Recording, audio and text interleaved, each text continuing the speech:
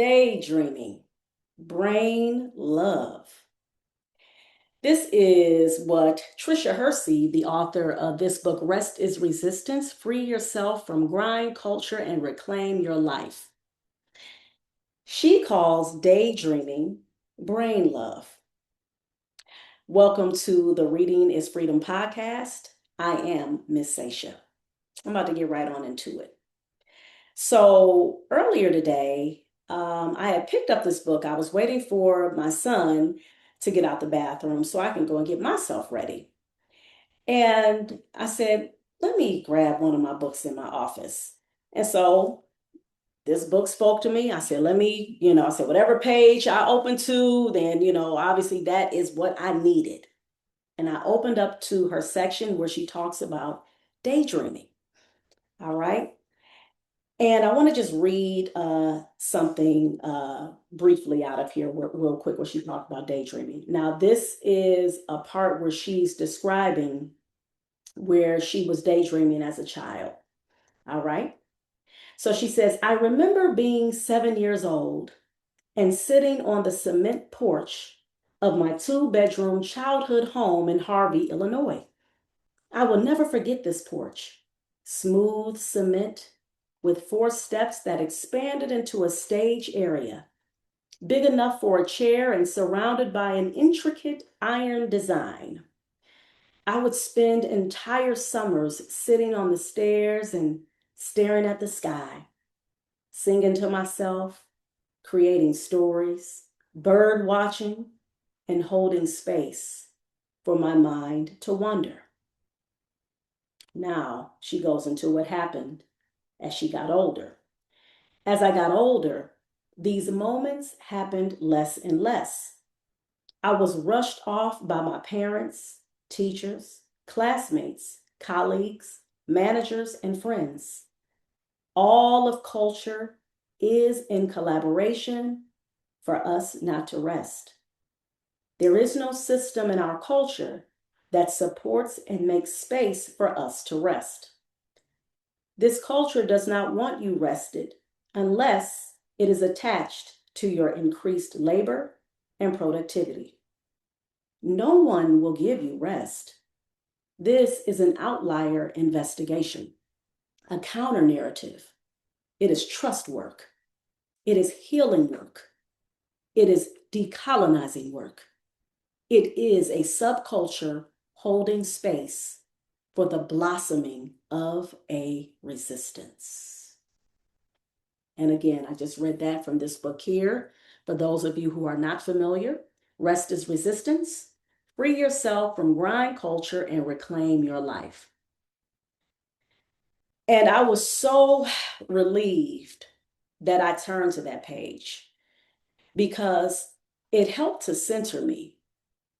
It helped to remind me that rest is something that is God-given, and it is something that I don't have to earn.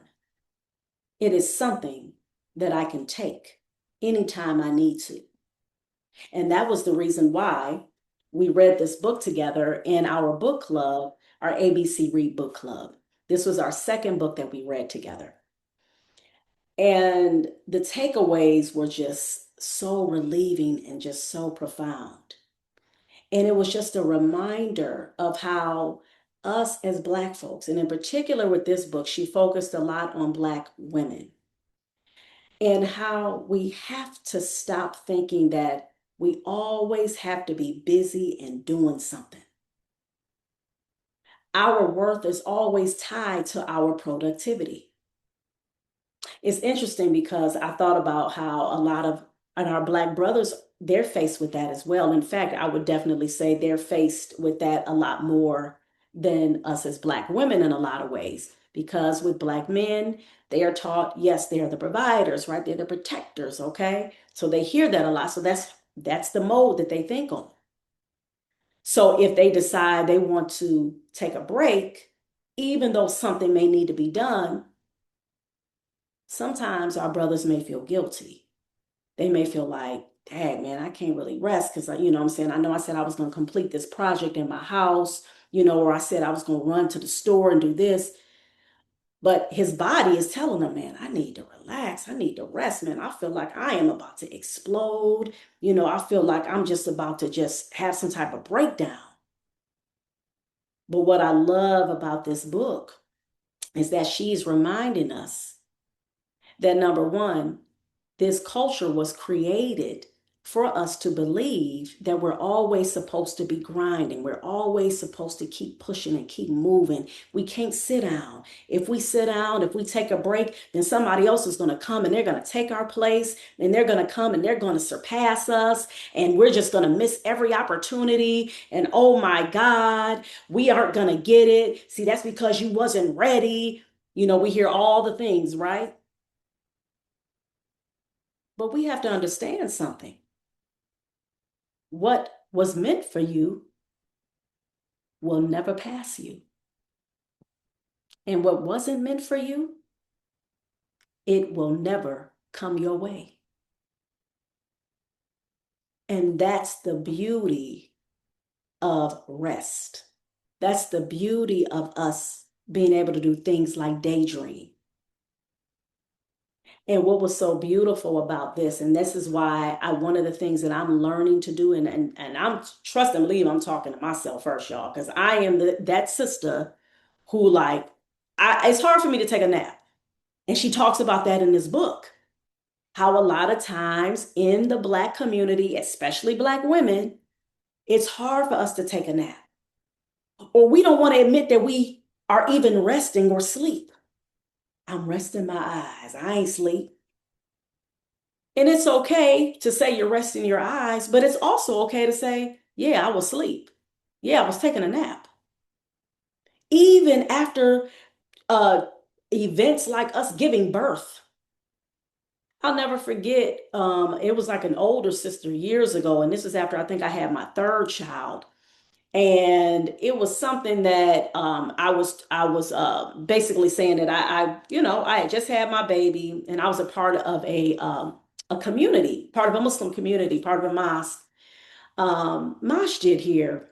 And I never forget this older sister, and she was kind of like lightweight checking me a little bit, like, I mean, hey, you know what I'm saying? After I have a baby, you know what I'm saying? After we have babies, you know what I'm saying? We keep it going. We keep it moving. She said something along those lines. It was basically like letting me know, okay, just because you have a baby don't mean that things stop.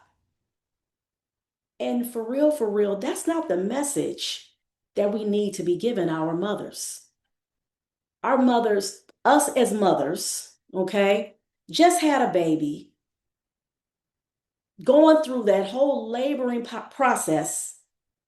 Some women labor for 2 days, 3 days, having all types of just, whether it's complications or she may not have had complications.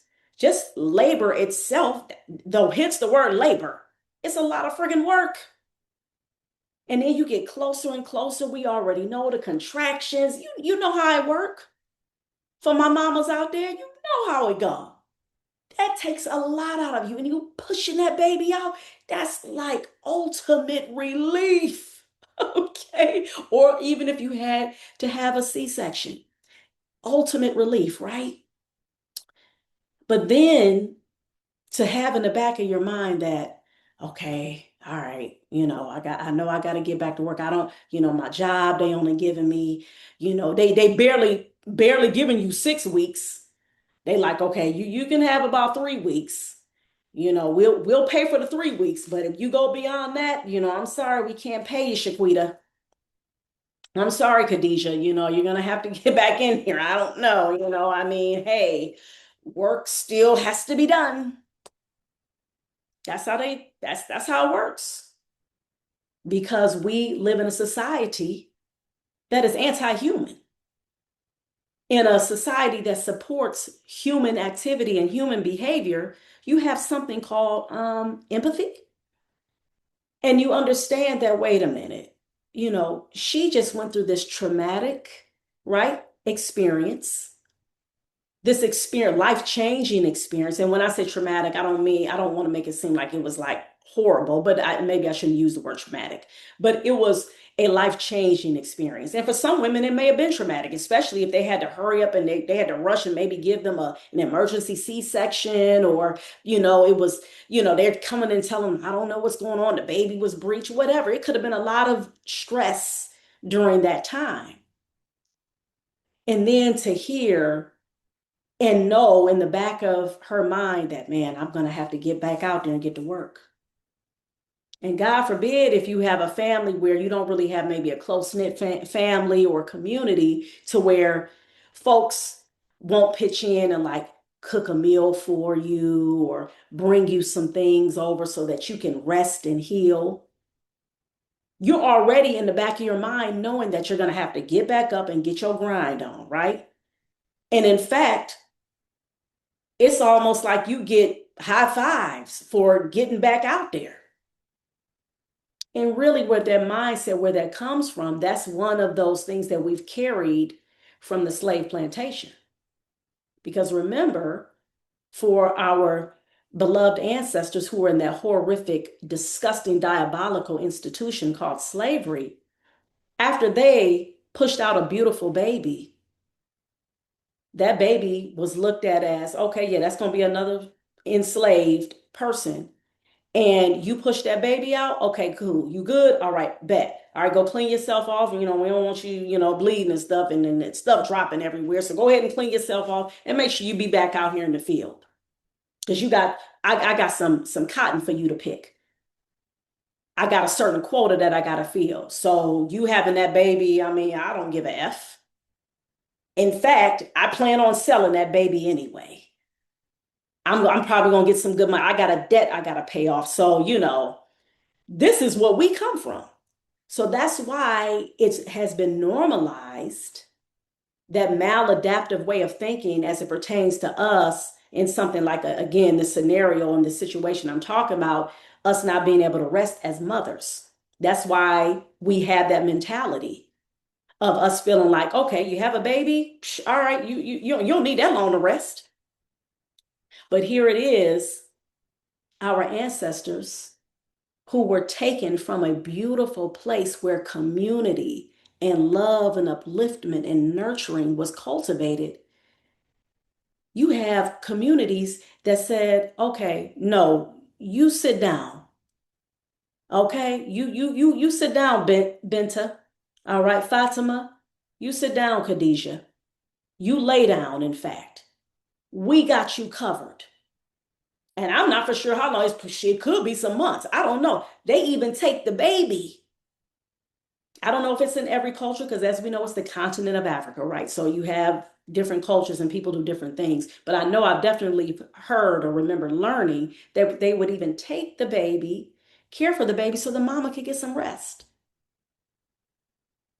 And of course, the baby's getting nursed and everything like that. But the whole point is that rest was valued in our culture as African people. But all of that got disrupted when our people was taken from a humane society and thrown into a inhumane society.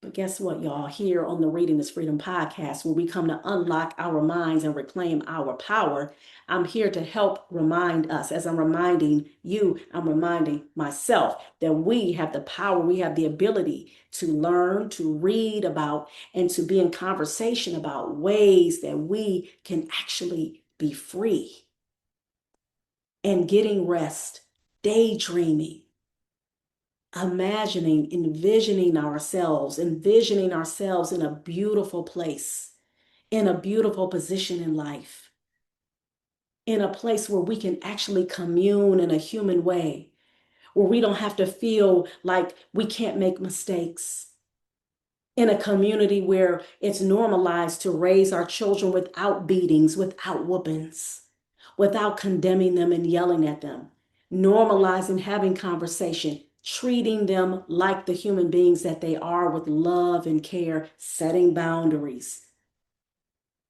teaching them lessons without making them feel like if they made a mistake, that it's the end of the world. They suck. They're horrible. Oh my God. And then as they get older, they wind up writing books about us because they have been so damaged and traumatized. And that's why, again, like I said, we have to always be in the business of freedom. And one of the ways to do that is valuing our rest, taking the time to daydream, not feeling guilty about saying, I want to just sit still. I want to listen to the birds. I want to feel the breeze. I want to just get lost in my thoughts, man. I don't want to have to be anxious and worried. I don't want to let stress run my life. I don't want to always feel like that I have to get my grind on, and if I don't, then I done missed out. I want to be one with nature. I want to be able to listen to the birds chirping and the insects doing what they do. I want to be able to breathe in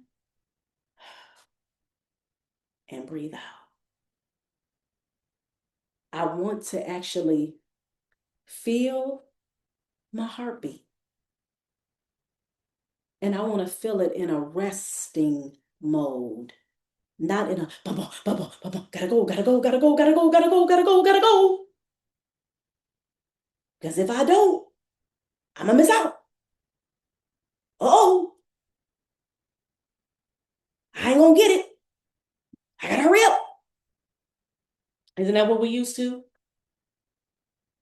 Hurrying, anxious, and wonder why folks are sitting up there dealing with anxiety issues, depression,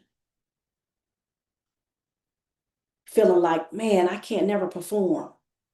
Now I'm going to the sugar. Now I'm going to the drugs. Now I'm going to the alcohol. Now I'm going to the vices that are not healthy for me because I got to keep up. I'm going to the caffeine. I got to keep up. Got to keep up. Got to keep up. Got to keep up. Got to keep up.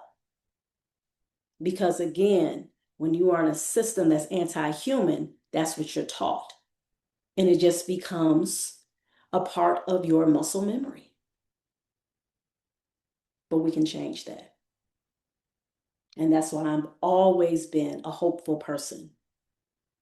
Somebody who loves to find the silver lining. Even though I push back, even though there are things, there are times, you know what I'm saying? I have to fight back too against negativity and worry and all those things. So I'm not acting like I'm just, oh, la la.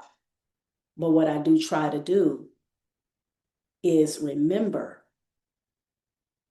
that the all-powerful, the all-wise, one God is in control. And God, Allah, told us to be hopeful and to not to give up, not despair, and to listen to our bodies. Our bodies have a right over us. Our minds, listen. If your body is telling you to rest, then do that.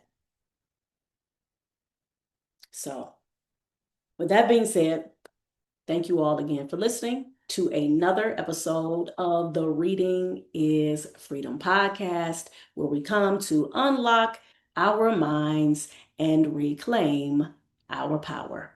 I am your host, Miss Sasha, and remember to please keep reading for at least 30 minutes a day. Reading is freedom. Peace.